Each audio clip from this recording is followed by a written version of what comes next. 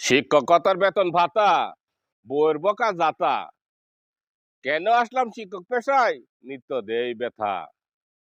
ছেলে মেয়ে আজ আসছে বাড়ি, হাটে যাও তাড়াতাড়ি।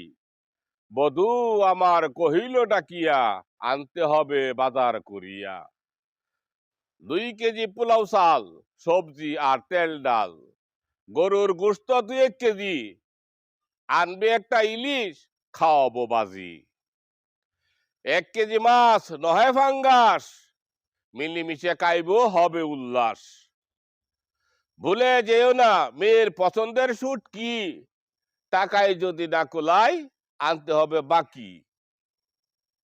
হাতে দিল ব্যাগ লিস্ট, না হয় যেন ভুল, কোনো কিছু বাদ পড়িলে তাতে করবে গন্ডগোল।